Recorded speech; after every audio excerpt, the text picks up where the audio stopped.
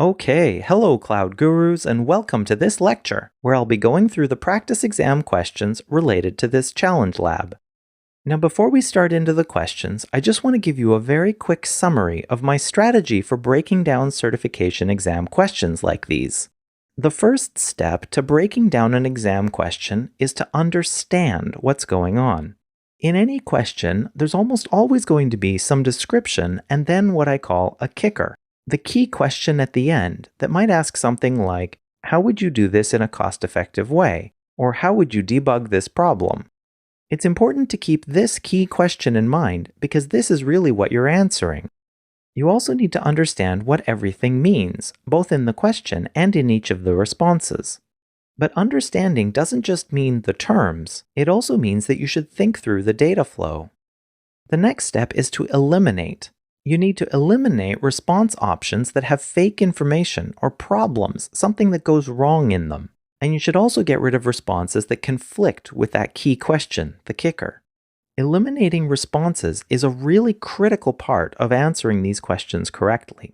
In fact, it's probably even the most important thing. Once you've eliminated different options, you need to evaluate the ones that are left.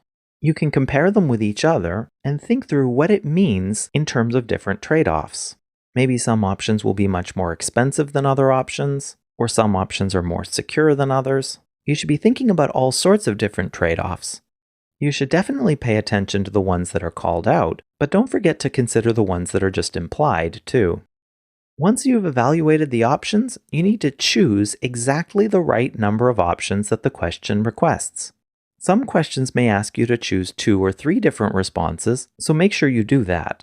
Now, sometimes a good way to do this is to order the options that you haven't eliminated in terms of how you've evaluated them, and then either just pick the ones at the top or knock out the ones at the bottom.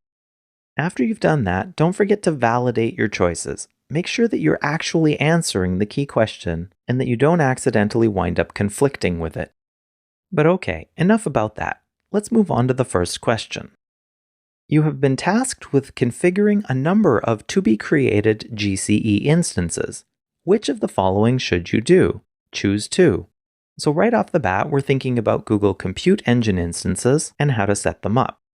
A. Write one startup script per instance and pass it in as the startup-script metadata. Well, this might be possible. What would you do here? Let's say that you had 5 instances. You would be writing 5 different scripts. Doesn't seem ideal, but it might work.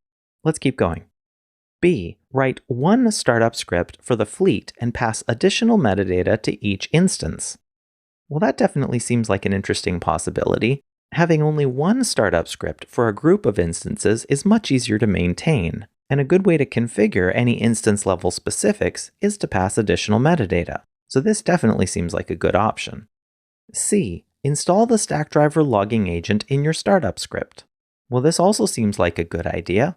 When you do install the logging agent, you get better information about that instance, so that seems good too. D. In your startup script, double-check that the Stackdriver agent was already installed by default.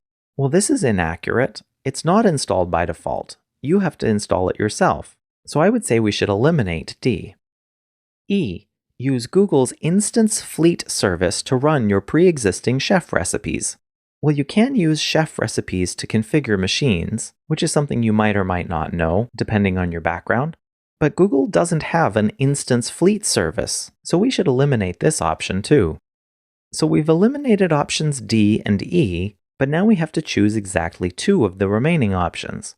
If I compare A and B, I definitely prefer B over A, so I would say that I should choose B and C instead, and these do seem to line up with the key question. Alright, next, question 2. Your accounting department wishes you to create Google Compute Engine instances with a label that has the key of department and the value of development, to assist with tracking the instances you create. Which of the following options is the best way to apply labels to those instances? Well, if we look at this question, it doesn't really matter why we're setting these labels, whether it's the accounting department that asks us or some compliance or just because we feel like it, that probably won't really affect which answers we choose. The key question here is which of the following options is the best way to apply labels to those instances. So option A, After the instance has been created, go to the instance details page and edit the labels section. Well, it is possible to edit the labels in the details page of an instance, so I wouldn't eliminate this option, but I don't really like this idea. You don't want to edit the labels after you've created it. You want to create it with the correct labels right off the bat. B. Write a command line script to apply labels to any newly created instances. Well, this seems to me again like it's working after the fact. You could write a command line script to do this, but it still doesn't seem ideal. C. Set a project-level metadata item called apply_labels with a value of department:\development. Well, this just seems wonky. Setting metadata like this is about communicating information to the running instances, and we need to talk to the GCE control plane to set the labels. This is a completely wrong data flow, and it wouldn't work unless you had something running on the instance to reach out to the control plane to set the labels. D. When creating the instance in the console, expand the Management tab and set the label there. Well, this would definitely work. If you are creating an instance manually, you could set the label there. This seems like the best option to me so far. E. In the console activity screen, set a trigger for instance creation and set the action to apply label department:\development. This isn't something you can do like that, so we should eliminate it. So in the end, I choose option D. Question 3. You believe that the startup script for a newly created GCE instance did not run at all. Which of the following steps should you take to help investigate this problem? Choose 2. A. Restart the instance in SSH mode. Well, there isn't an SSH mode, and you don't need to restart the instance to be able to connect to it. So we should just eliminate this. B. Press the SSH button on the instance details page in the console. Well, this definitely could work. There is such a button, and connecting to the machine definitely could help you investigate the problem. C. Go to the Stackdriver logs page for this instance and press the Pull Logs button. Well, no, this is wrong. This data flow does not work. Stackdriver does not pull logs from the instances. The instances are set up to push their logs to Stackdriver through the agent. Unsurprisingly, there is no such Pull Logs button, and this option is just wrong. We should eliminate it. D. Check the machine's syslog. Well, that definitely could help. In the syslog, you could see it trying to run this script. Maybe it failed to retrieve it from the metadata service, or maybe something went wrong when it did run. This could be very helpful information. E. From the instance, run the command curl-h google header:allow https://metadata/startup-script. Well, this is not going to work. The header is wrong, the address is wrong, and the metadata service uses the HTTP protocol, not HTTPS. We should definitely eliminate this. So we've eliminated options A, C, and E, so we're just left with B and D. Does it make sense to press the SSH button on the instance details page in the console and then check the machine's syslog?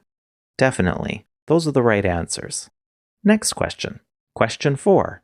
You have a GCE instance with a startup script that writes to GCS when it completes, but you are not seeing the file appear in the GCS bucket. Which of the following should you do to help diagnose this situation? Well, this scenario is very similar to our challenge lab, and that's because I modeled this question after our challenge lab when I was making it up. But it's still a perfectly valid question in its own right, so let's break it down. A. Look at the GCE console's monitoring tab to see whether any error messages were logged by the startup script.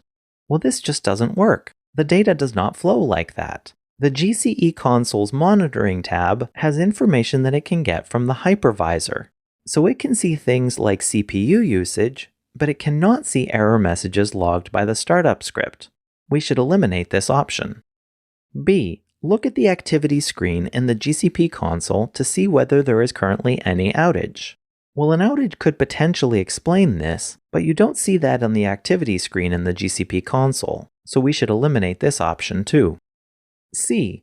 Check whether the scopes are set to allow writes to storage.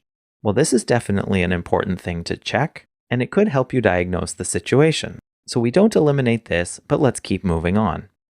D. Check whether the instance has its Allow HTTP traffic and Allow HTTPS traffic checkboxes set. Well, this is the wrong direction for the data flow. Those checkboxes do exist, but they're all about opening the ports in the firewall for traffic that starts outside of the instance and is going into it.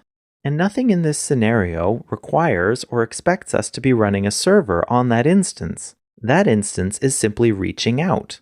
And you don't need these checkboxes set to connect to either the metadata service or to GCS. And we've seen that in practice in our challenge lab. We should eliminate this option too. E. None of the other responses is appropriate. Well, this is wrong and should be eliminated too, because when we came across option C, we thought it was good. So we stick with C, and that's the right answer. Question number 5. You have a GCE instance with a startup script that writes to GCS when it completes, but you are not seeing the file appear in the GCS bucket. Seem familiar so far? Which of the following should you do to help fix this situation? So we're dealing with the same scenario, but the kicker is just a little bit different. In this case, we want to do something to make it work, rather than just find out more information. A. Remove the default service account from the instance. Well, that doesn't seem valuable. In our challenge lab, we used the default service account, and it was able to write to GCS just fine. This is not the right answer. B. Restart the machine so that the metadata will be updated. Well, again, we saw that we don't need to restart the machine to get new metadata, so even if the problem was that some metadata was out of date, restarting the machine would be the wrong way to solve it. We should eliminate this option too. C. Wait at least 4 hours for the new bucket's DNS to propagate. Now, regardless of whether you know all about DNS propagation, we've seen firsthand that you don't need to wait 4 hours to be able to use a new bucket from an instance like this. This is wrong. D. Ensure that the bucket's allowed writers file includes this instance. Well, we never had to set anything about an allowed writers file. This is also not a good answer. E. Make sure that the instance's IP tables configuration includes the bucket's ANSI IP address in the allow full column. Well, this is just technobabble. Some of those terms might exist, but the way they're all put together makes no sense at all. And simply from your experience of going through the challenge lab, I think you could see that this isn't the right answer. F. None of the other responses is appropriate. Well, of all of these responses, I think this is the only one that makes sense. And that's the right answer. Well, alright, I'd like to leave you with this reminder about the question strategy. But I'd also like to ask you, does this make sense to you? Do you see how thinking through the data flow leads to many option eliminations in questions like these? Do you feel confident that you would now be able to answer questions like these on your exam? Well, if you have any questions for me, please let me know. If not, please feel free to move on to the next lecture. Thank you.